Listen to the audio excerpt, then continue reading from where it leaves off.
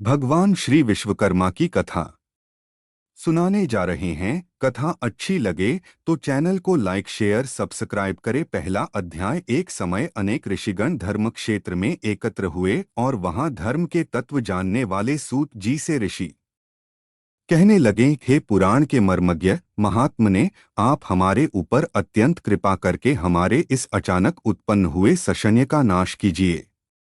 हमने सर्वव्यापक विष्णु के अनेक रूप सुने हैं, उनमें से कौन सा रूप सर्वश्रेष्ठ है, यह हमें बताइए।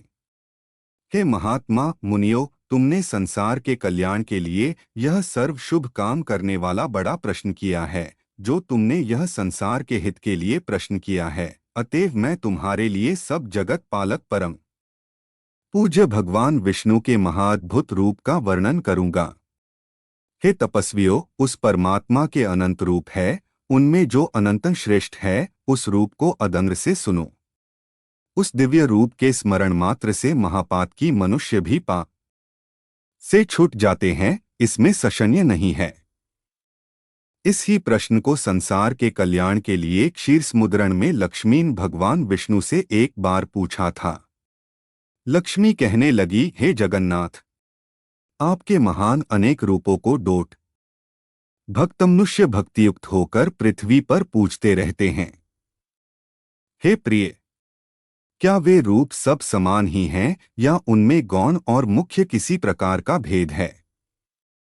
विष्णु भगवान बोले, हे प्रिय, जब मैं समस्त ब्रह्मांड को आत्मा में सहंत करके स्वानुभव रूप से योगमाया के स्थित होता हूँ, तब मैं एक ही बहुरूप धारण करूँ, इस प्रकार इच्छा करता हुआ अपनी माया के वश में हुआ।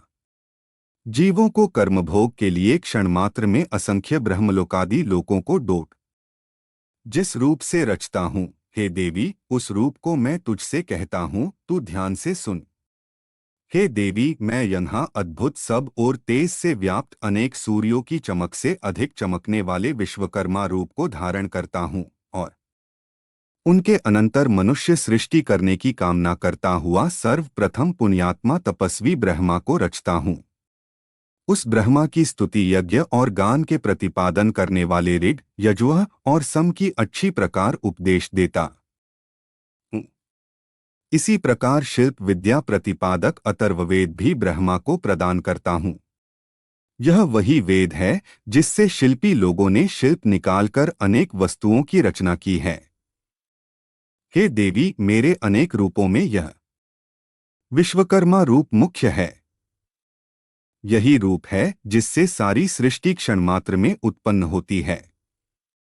इस विश्वकर्मा रूप परमात्मा के अद्भुत रूप का जो क्षण मात्र भी ध्यान करता है, उसके समस्त विघ्न नष्ट हो जाते हैं। जो शिल्पी श्री विश्वकर्मा के प्रोज्ज्वल दिव्य रूप का ध्यान से चिंतन करता है, उसके समस्त दुरख विशीर्ण हो जाते हैं। श्री विश्वकर्मा संहितांतर्गत सृष्टिखंड विश्वकर्मा महात्म्य का पहला अध्याय समाप्त।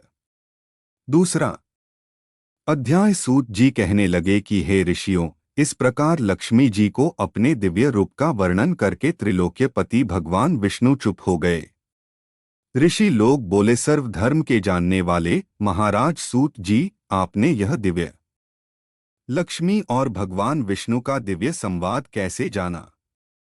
यह भगवान विष्णु को दिव्य विश्वकर्मा रूप किस प्रकार संसार में प्रसिद्धि को प्राप्त हुआ और कैसे संसार ने इस रूप को जाना? सूत जी बोले, हे मुनियों, सुनो। जिस प्रकार मनुष्यों को कामना का देने वाला यह समाचार मेरे कर्णगोचर है। एक महर्षि अंगिरा नाम वाले हुए हैं, जिन्होंने हिमालय पर्वत के समीप गंगा तट पर बड़ा भारी तप किया था। वर्षा ऋतु में तो आवरण रहित स्थान में, शीतकाल में शीतल जल में, ग्रीष्मकाल में धूप में बैठकर वह अंगिरा मुनि तप करने लगे।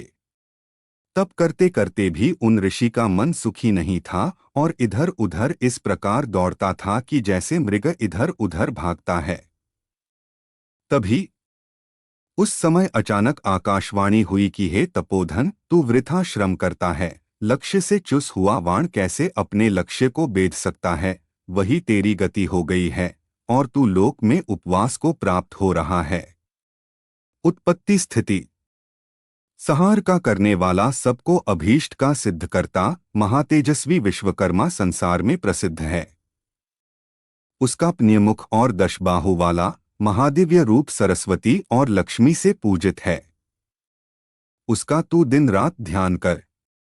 इस रूप का स्वयं हरि ने क्षीर समुद्र में उपदेश दिया है। आज भी उनके ध्यान से मेरे रोमांच खड़े होते हैं। अमावस्या के दिन सब कामों को छोड़कर व्रत का आचरण कर और उसी दिन विधि पूर्वक विश्वकर्मा जी की पूजा कर। इस प्रकार आकाश को गूंजा देने वाली वाणी को सुनकर अंगिरा मुनि बड़े विस्मय को प्राप्त हुआ और भगवान का ध्यान करने लगे। श्री विश्वकर्मा जी का ध्यान करते समय उनके चित्त में शिल्पज्ञान का धारक अर्थ सहित अथर्ववेद प्रविष्ट हुआ।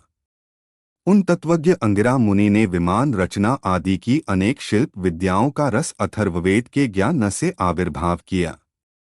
यह संसार श्री विश्वकर्मा भगवान की कृपा से ही सुखी है, क्योंकि उनके बताए ज्ञान से ही आवश्यक यानादि जगत बनाता है।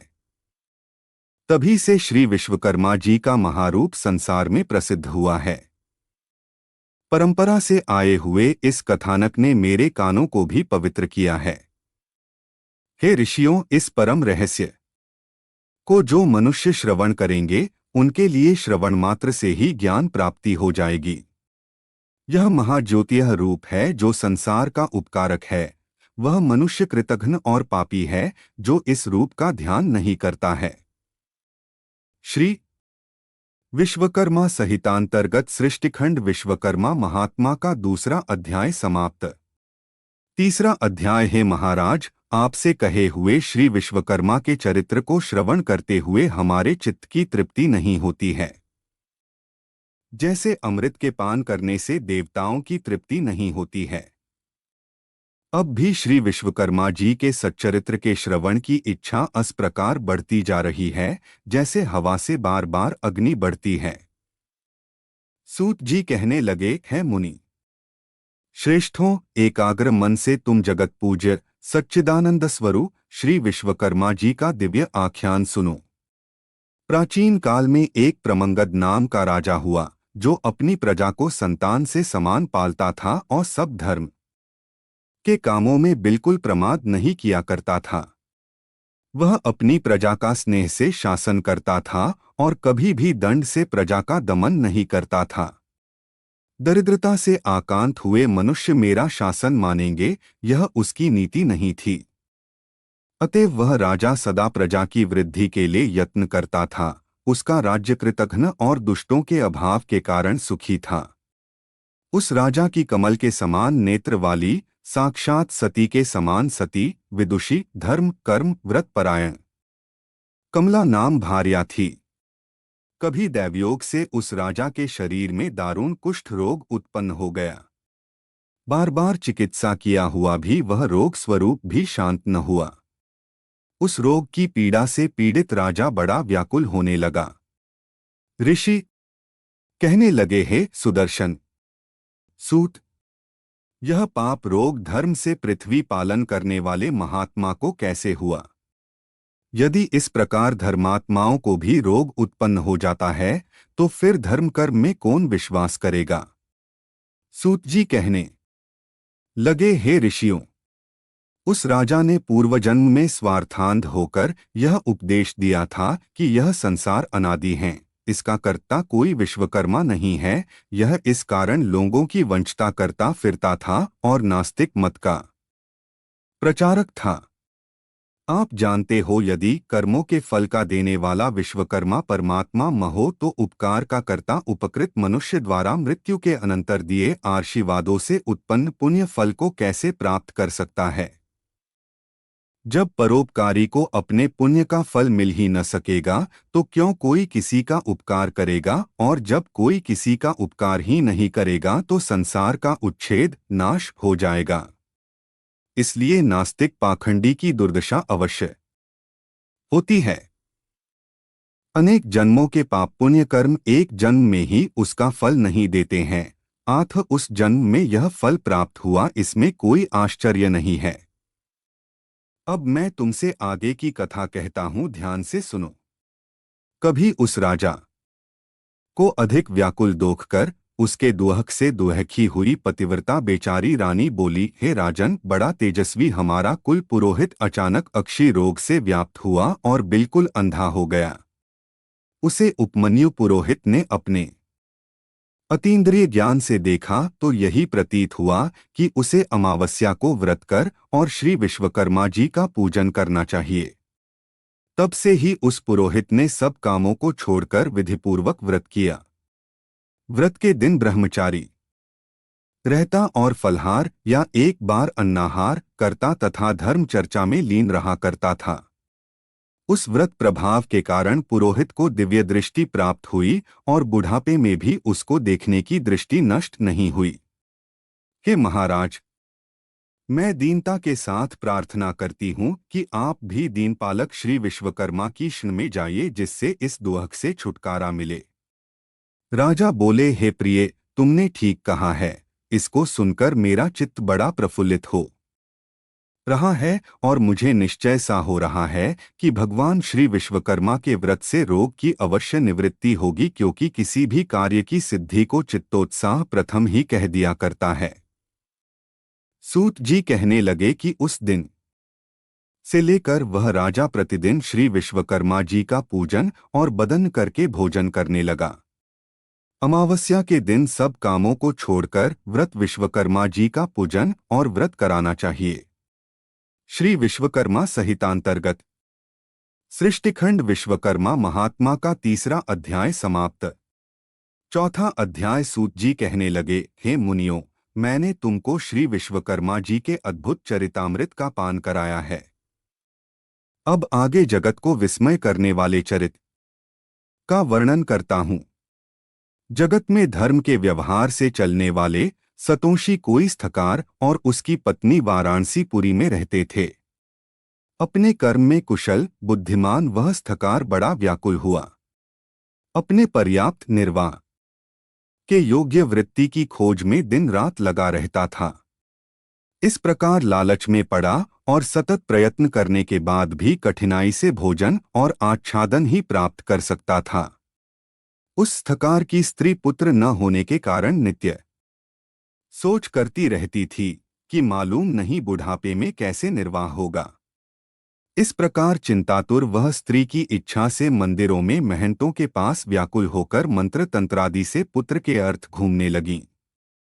दाढ़ी मूछ जिनके मुख पर बढ़ रही है, ऐसे ऐसे आडंबरी म्लेच्छों फक्कड़ों के निकट भी वह दिन रात दौड़ती फिरती थी, परंतु उसकी कामना कहीं भी सिद्ध नहीं होती थी। काश कुश यमुना की बालू में जल के भ्रम से दौड़ती मृगी की तरह उसकी दशा हो रही थी। कोई कोई ठग मयूरपिच्छों की बनी हुई मोरछल के झाड़े से उसको बहकाता था और कोई भोजपत्र पर जंतर लिखकर उसको भुलावा देता था। कोई कोई धूर्त उसको कहता था कि मेरी देह में अमुक देवता आता है, वह प्रसन्न हो तेरे लिए वर प्रदान करेगा। यह कहकर श्वेत भस्म देकर घर भेज देता था। इस प्रकार शोच्य दशा को प्राप्त हुए ने दोनों स्त्री पुरुष बड़े दुहखी थे। उनको दुहखी देखकर एक पड़ोसी ब्राह्मण बोला, हे रथकार, तू क्यों इधर उधर भटकता फिरता है? मेरी बुद्धि में तू सब तरह से मूर्ख प्रतीत होता है। तू वृथा ही शिखा और यज्ञोपवीत को धारण करता है और तेरी भार्या भी बिल्कुल मूर्ख है। इसमें कोई संदेह है नहीं। इन मिथ्या उपायों से संतान उत्पन्न नहीं हुआ करती है और न धन मिलता है और न कुछ भी सुख प्राप्त होता है। यह तो व्यर्थ की भाग दौड़ है। वे मनुष्य अज्ञानी है जो इस प्रकार के व्यर्थ उद्योगों से अपने मनोरथ सिद्ध करना चाहते हैं। कहीं व्यर्थ उद्योग करने पर भी मनोगत सिद्ध हुए हैं। इन मनुष्यों से अधिक वे मूर्ख है जो म्लेच्छों की फूकन की अग्नि ज्वाला से अपनी संतान का जीवन होना समझते हैं। म्लेच्छों की फूकन से दग्ध हुए कुमाता के पुत्रों की फिर धर्मशास्त्र के अनुकूल उत्तम बुद्धि उत्पन्न नहीं हो सकती है। इसलिए तू सब वृथा के उपायों को छोड़ दे और केवल दयालु श्री विश्वकर्मा की शरण को प्राप्त हो। हे श्रेष्ठ पुरुष, विश्वकर्मा की कृपा से तेरी अवश्य सिद्धि होगी। समस्त दुहकों के नाश करने में श्री विश्वकर्मा के अतिरिक्त अन्य कोई भी समर्थ नहीं है। कर्मों के फलदान देने में वह विश्वकर्मा परमेश्वर स्वतंत्र है और आगे पीछे करके कर्मों के फल देते रहते हैं। यदि तेरी यह दुर्दशा अपने बुरे कर्मों के फल से हो रही है तो वह विश्वकर्मा रूप ईश्वर अन्य योनियों में भी फल दे सकता है, क्योंकि वह सर्वशक्तिमान है। ईश्वर कर्मों के फलस्वरूप सुख दुहक देता है और इस सुख और दुहक के साधन उसके पास बहुत है। उसके पाप केवल दुहक देने के लिए निर्धन या निस्संतान बना देता ही साधन है। इसलिए तू सब कामों को छोड़कर अमावस्या को व्रत कर और जितेंद्रिय रहकर भक्ति से विश्वकर्मा भगवान का श्रवण किया कर। जितना हो सके उतना दान, अध्ययन, परोपकार के कार्य आदि करता रह। इस प्रकार ब्राह्मण के वचनों को सुनकर उस थकार के लोचन खुल गए। उस परोपकारी ब्राह्मण के चरणों को देर तक स्पर्श करके वह रथ कर श्री विश्वकर्मा जी का ध्यान करता हुआ अपने घर को चला गया। उस दिन से लेकर वह धर्मात्मा रथकार श्री विश्वकर्मा जी के चरण कमलों की शक्ति में लीन रहने लगा। उस रथकार की उत्तम स्त्री भी सब मिथ्या उपायों को छोड़कर श्री विश्वकर्मा के उत्तम गुणों में भक्ति करने लगी। अमावस्या के दिन इस दिव्य व्रत के प्रमाण से वह दंपत्ति धन और पुत्रों से युक्त हुई। उस रथकार का एक दिन भी बिना वृत्ति के नहीं जाता था। उसका पुत्र बड़ा सुशील, गुणवान, विद्वान और अपने माता पिता की शुश्रूषा करने वाला हुआ। इस प्रकार सब देवों से अतिशायी श्री विश्वकर्मा के प्रभाव से यह गृहस्थ सुख भोगने लगा। इसी प्रकार जो मनुष्य भक्तियुक्त चित्त से श्री विश्वकर्मा का ध्यान करते हैं वे इस लोक में पुत्र पौत्रादि से युक्त होकर सुखी होते हैं। श्री विश्वकर्मा संहितांतर्गत सृष्टिखंड विश्वकर्मा महात्मा का चौथा अध्याय समाप्त। पांचवां अध्याय। ऋषियों ने कहा, हे सूत जी, विश्वकर्मा भगवान के जिन चरणों की पूजा देवता भी करते है, आनंदमयी चरित्र को थोड़े से शब्दों में सुनकर हमारी इच्छा और भी बढ़ गई। जिस प्रकार हवि से अग्नि प्रचंड होती जाती है, ठीक इसी प्रकार ज्यों-ज्यों हम विश्वकर्मा भगवान का चरित्र सुनते हैं त्यों-त्यों उसके सुनने की इच्छा और भी बढ़ती जाती है। सूत जी बोले, हे मुनि लोगों, आप लोग ने विश्वकर्मा के चरित्र को सुना, जिसके सुनने से देवता भी नहीं अघाए। एक बार नैमिषारण्य में मुनि और सन्यासी लोग एकत्र हुए और अपने अमिष्ट की प्राप्ति के लिए एक सभा की। विश्वामित्र कहने लगे कि हमें लोगों के आश्रमों में दुष्ट कर्मों के करते हुए राक्षस लोग यज्ञ करने वाले मुनियों के आसपास ही बड़े बड़े मनुष्य को अपना ग्रास बना लेते हैं। इस प्रकार यज्ञों को नष्ट करते हुए वह राक्षस लोग नर मांस भक्षक करते हैं। मातंग मुनि कहने लगे कि हमारे पूज्य पुरोहित उपमन्यु जो ब्रह्मचर्य व्रत में स्थित रहकर और कंदमूल खाकर सदा धर्म कार्यों में संलग्न रहते हैं तथा जो प्रतिदिन सारे कामों को छोड़कर परमात्मा का ध्यान करते रहते हैं, तथा वह भी राक्षसों को नष्ट करने में समर्थ हो सकते हैं। इसलिए अब हमें उनके कुकृत्यों से बचने का कोई उपाय अवश्य करना चाहिए। सूत जी बोले, हे ऋषियों, इस प्रकार ऋषि मुनियों के वचन सुनकर वरिष्ठ मुनि जी कहने लगे कि एक बार पहले भी ऋषि मुनियों पर इस प्रकार का कष्ट आ पड़ा था। उस समय वह सब मिलकर स्वर्ग में ब्रह्मा जी के पास गए। चतुर्भुज ब्रह्मा ने पद्मासन लगाए हुए शांत भाव से ध्यानवस्थित में उन्होंने ऋषि मुनियों को देखा जो दुख से छुटकार देने वाले शिवरूप भगवान का ध्यान कर रहे थे। उन प्रभु जो सबका पिता है, यह सब बात आदि से अंत तक जान ली और ऋषि मुनियों को दुहक से छुटकारा पाने के लिए विश्वकर्मा भगवान की कथा का उपदेश दिया। सूत जी बोले, हे ऋषियों, इस प्रकार उनके वचन सुनकर विश्वामित्र मुनि को बड़ा आश्चर्य हुआ और वह जरा निकट आ गए। तब ब्रह्मा के बताए हुए और पक्के सुख के उपाय को सुनकर विश्वामित्र मुनि मन को प्रसन्न करने वाले वचन कहने लगे। विश्वकर्मा मुनि बोले कि मुनि लोगों, आप लोग वरिष्ठ जी के कथन को सुनो। वस्तुतः यह बात निश्चित ही है कि ब्रह्मा ही सब दुखों का उपाय है, इसलिए हमें इसके लिए कुछ अधिक सोच विचार की आवश्यकता नहीं। सारे पापों को दूर करन वाला और दुहखों को हटाने वाला एक ही ब्रह्मा है।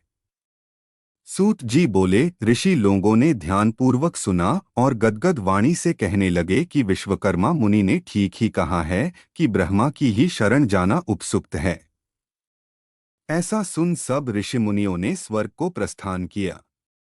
वह राक्षसों से हुई अपनी दुर्दशा ब्रह्मा को सुना सकें।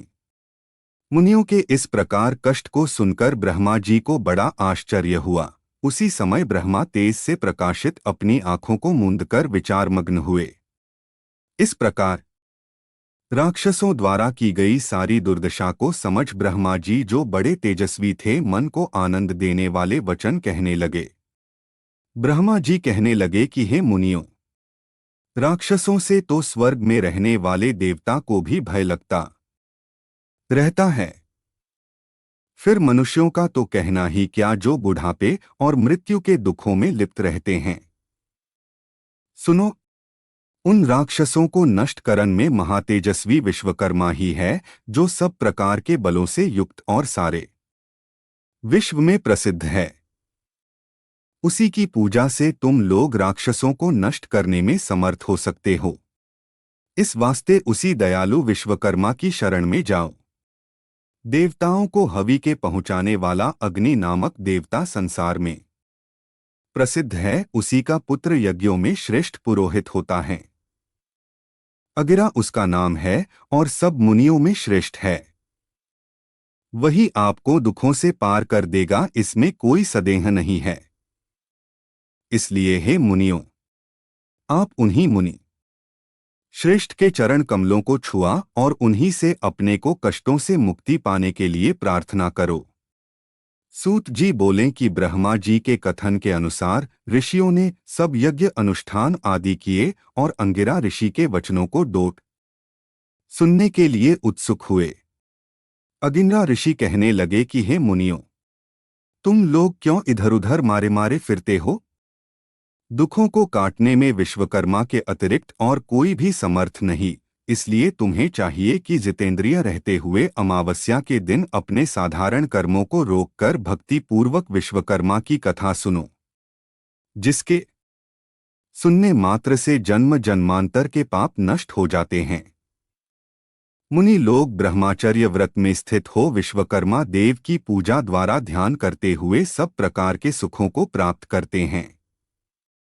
सूत जी कहने लगे कि मुनि लोग इस प्रकार महर्षि अगिंद्रा के वचनों को सुनकर अपने अपने आश्रमों को चले गए और यज्ञ में विश्वकर्मा देव का पूजन किया, जिसका परिणाम यह हुआ कि उसकी पूजा से सारे राक्षस भस्म हो गए, यज्ञ विघ्नों से रहित हो गए तथा नाना प्रकार के सुखों से संपन्न हो गए। जो मनुष्य भक्ति पूर्वक विश्वकर्मा को चिंतन करता है, वह सुखों को प्राप्त करता हुआ संसार में बड़े पद को प्राप्त करता है। श्री विश्वकर्मा संहितांतर्गत सृष्टिखंड विश्वकर्मा महात्मा का 5वां अध्याय समाप्त। 6वां अध्याय। सूत जी बोले, हे मुनियों, मैं आपसे सब लोकों में विख्यात श्री विश्वकर्मा का महात्म्य फिर कहता हूँ, तुम ध्यान से सुनो। उज्जैन नगरी में एक सर्वश्रेष्ठ धर्म तत्पर उदार धनंजय नामक सेठ था। उस सेठ का कोष खजाना लाल मोती हीरे जवाहरातों से ऐसा भरा था जैसा कुबेर का भंडार भरा हो। विवाह व्यवहार अभियोग रोग संकट में प्रत्येक मनुष्य उसके धन का उपयोग किया करता था। उपकार में लगे हुए इस सेठ का धन क्षीण हो गया और वह ऐसा दुख पाने लगा जैसा कीचड़ में फंसा हुआ हाथी दुखी होता है। उस सेठ की यह प्रबल आशा थी कि पूर्व उपकार किए मेरे मित्र मेरी अवश्य सहायता करेंगे। पर तुम उसकी आशा व्यर्थ हुई और उन कृतघ्न मित्रों में कोई भी उसके उपकार के लिए समर्थ नहीं हुआ। उसके मित्र क्षण मात्र में शत्रु हो गए और वे उपकृत मित्र ही सर्वप्रथम उस सेठ की निंदा करने लगे। उसके वे पुराने मित्र अपनी दृष्टियों को छिपा छिपा कर निकल जाते थे। बात तो यह है कि स्वार्थी मित्र विपत्ति में साथी नहीं हुआ करते हैं। इस नीच वृत्ति से उस धनंजय सेठ को एक बारगी ही संसार से विरक्ति और मनुष्यों से घृणा उत्पन्न हो गई। वह अपने नगर को छोड़कर और कृतघ्नों के मुख पर थूककर वन को चला गया। कंद मूल फल आदि से प्रयत्नपूर्वक अपनी वृत्ति करता था और मनुष्य मात्र को देखकर दूर भाग जाता था। एक बार घूमते हुए सेठ ने पर्वत की गुफा पे पद्मासन बांधे शांत लोगों से व्याप्त लोमश मुनि को देखा। उस धनंजय ने उस मुनि को कोशों से व्याप्त देखकर पशु समझा और कुतूहल तमाशा की इच्छा से उसके पास अच्छी तरह बैठ गया। मुनि ने पास बैठ हुए धनंजय से पूछा, हे महात्मन, कुशल तो हो, कहाँ से पधारे हो? उस धनंजय ने इस पशु को मनुष्य के समान बोलता देखकर बड़ा अचंभा किया और प्रारंभ से अपना सारा वृतांत उस ब्रह्मर्षि को दिया। यह सुनकर मुनिश्रेष्ठ धनंजय से बोला, यदि तुझे पापी कृतघ्नों से घृणा है तो तू कैसे विश्वकर्मा से विमुख हो रहा है? हे श्रेष्ठिन, सब सुखों के भोगने की शक्ति वाले तुझको उसी विश्वकर्मा ने बनाया है। वह विश्वकर्मा को भूल जाने से कैसे सुख मिल सकता है? नास्तिक कृतघ्न उपकार को तब ही भूलता है जब वह प्रथम परमेश्वर को भूल जाता है। इसलिए तू अद्भुत शक्ति वाले विश्वकर्मा की शरण को प्राप्त हो। ऊर्ध्वमूल जगत के कारण उस विश्वकर्मा के नाना रूप है। कोई रूप द्विबाहु, कोई चतुर्बाहु और कोई 10 बाहु का है। इसी प्रकार एक मुख, चतुर्मुख और पंचमुख के रूप है। मनुमय, त्वष्टा, शिल्पी और दैवज्ञ से विश्वकर्मा के साकार रूप के पुत्र हैं। सेतुबंध के समय श्री रामचंद्र जी ने भी श्री विश्वकर्मा का पूजन किया है। श्री कृष्णचंद्र ने द्वारका रचना के समय श्री विश्वकर्मा की पूजा की है। इसी से वे भी द्वारका जैसी सुदंग पुरी की रचना कर सके हैं। हे धनंजय, तू भी उसी श्री विश्वकर्मा का पूजन और वंदन कर। इस प्रकार सब दुखों से छुटकर सब सिद्धि प्राप्त करेगा। इस प्रकार उस लोमश ऋषि का उपदेश सुनकर उस श्रेष्ठी को बड़ा संतोष हुआ और दिन से ही लेकर वह श्री विश्वकर्मा का भक्त हो गया। उन श्री विश्वकर्मा जी के पूजन से उसके समस्त पाप दग्ध हो गए और अंत को देवता बन कर सुख स्वर्ग भोगने लगा। जो मनुष्य भक्ति युक्त चित्त से श्री विश्वकर्मा का ध्यान करता है वह सुखी होकर क्षय विश्वकर्मा जी के चरण कमलों का भक्ति प्राप्त करता है। श्री विश्वकर्मा जी का यश बड़ा पवित्र है। उसको जो तत्वज्ञ मनुष्य सुनता है वह पृथ्वी पर सब सुखों को प्राप्त करके अंत में श्री विश्वकर्मा जी के शाश्वत पद को प्राप्त करता है। श्री विश्वकर्मा संहितांतर्गत सृष्टिखंड विश्वकर्मा महात्मा का 6वां अध्याय समाप्त। 7वां अध्याय। ऋषि कहने लगे, भगवान विश्वकर्मा की पवित्र कथा को श्रवण कर हमको बड़ी श्रद्धा उत्पन्न हुई है। अब आगे और सुनना चाहते हैं। चित्त में उद्वेग होने पर क्या करना चाहिए? दरिद्र किस प्रकार नष्ट होता है? मृतव सा अर्थात जिस स्त्री के उत्पन्न होकर बच्चा मर जाता है उसकी शांति का क्या उपाय है? हे तपोधन, पहले जन्म में किए गए पाप इस जन्म में फल देते हैं। रोग, दुर्गति, अमिष्ट वस्तुओं का नाशक और समसेत पीड़ाओं के हरण करने वाले भगवान विश्वकर्मा के पूजन को कहता हूँ। दूध पीने वाले छोटे बालकों तथा तरुण बालकों का मरना मृतवत्सास्त्रा का शांति के लिए और चित्त का वैकल्प दूर करने के लिए भगवान विश्वकर्मा का पूजन करना चाहिए। प्राचीन काल में रथंतर कल्प में एक दंतवाहन नाम का राजा हुआ।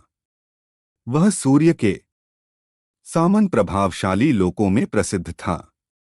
उसी का कृतवीर्य नाम का एक प्रतापी पुत्र हुआ जो 7 द्वीपों पर्यंत पृथ्वी की शासन करता था। उस राजा के 11 पुत्र पूर्व जन्म में किए पाप के वश पैदा होते ही नष्ट हो गए। तब तो रानी शोक करती हुई पृथ्वी पर पछाड़े खाती हुई रुदन करने लगी और राजा से बोली कि मैं अपने यौवन को नष्ट करके पुत्रहीन कैसे धैर्य धारण करूं। तब राजा अपनी स्त्री को संतोष दिलाकर गुरु के घर गया और प्रणाम कर बोला, हे भगवान, मेरे पुत्र होकर मर जाते हैं, यह किस देन की मुझसे अवहेलना होती है सो कहिए, क्योंकि दिन रात उत्पन्न हुए पुत्रों को याद करके रानी बहुत रुदन करती हैं और धैर्य धारण नहीं करती हैं। गुरु बोले, हे राजन, अब बहुत शोक मत करो, तुम्हारे एक वशं को बढ़ाने वाला चिरंजीवी पुत्र होगा। देवों के देवेश भगवान विश्वकर्मा का पूजन करो, उनके प्रसन्न होने पर अवश्य फल सिद्धि होगी। उनकी पूजा के आगे अन्य देवों की पूजा से क्या।